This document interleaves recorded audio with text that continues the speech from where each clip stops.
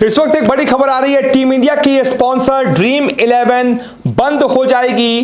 केंद्र सरकार इस पर रोक लगाएगी। जी हां, केंद्र सरकार बाकायदा लोकसभा में एक इसको बिल लेकर आई है रोकने के लिए। जो ऑनलाइन गेमिंग एप्स होती हैं जिसमें पैसे का लेन देन होता है, लोग पैसे जीतते हैं, इस पर रोक लगाने के लिए बाकायदा केंद्र सरकार लोकसभा में एक बिल लेकर आई है। क्या है इस बिल में? अगर यह बिल राज्यसभा से भी पास हो गया तो ड्रीम 11 जैसी बहुत सारी जो कंपनियां हैं वो हिंदुस्तान में बंद हो जाएंगी।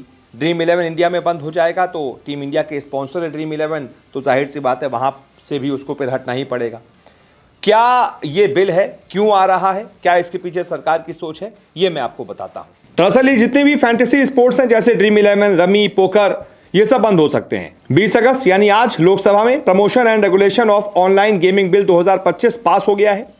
यह बिल ऑनलाइन गेमिंग को रेगुलेट करने और रियल मनी गेम्स पर रोक लगाने के लिए है। अगर राज्यसभा में भी यह बिल पास हो गया तो सभी मनी बेस्ड ऑनलाइन गेम्स पर रोक लग जाएगी, चाहे ये गेम्स स्किल बेस्ड हो या फिर चांस बेस्ड, दोनों पर रोक लगेगी।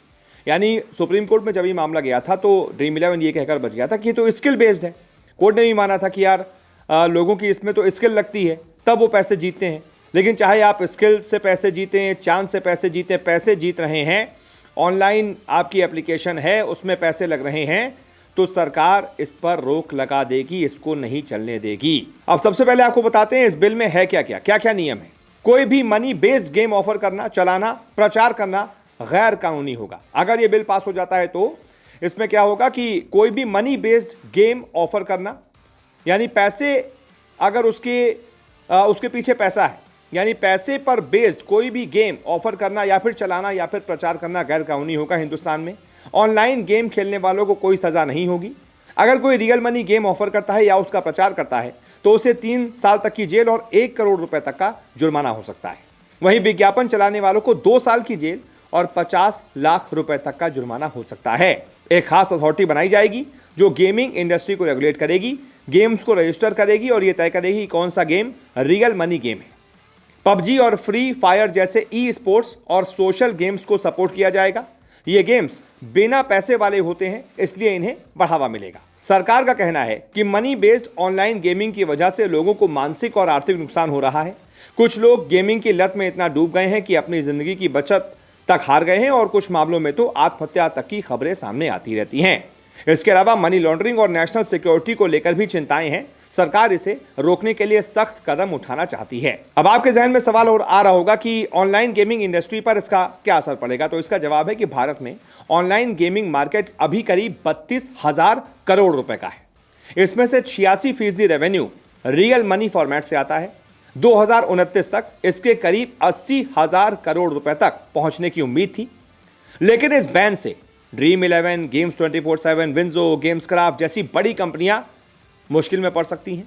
इंडस्ट्री के लोग कह रहे हैं कि सरकार के इस कदम से 2 लाख नौकरियां खतरे में पड़ सकती हैं। सरकार को हर साल करोड़ों रुपए के टैक्स का भी नुकसान हो सकता है, लेकिन सरकार कह रही है कोई बात नहीं, हमें टैक्स का नुकसान हो लेकिन लोगों को नुकसान नहीं होना चाहिए।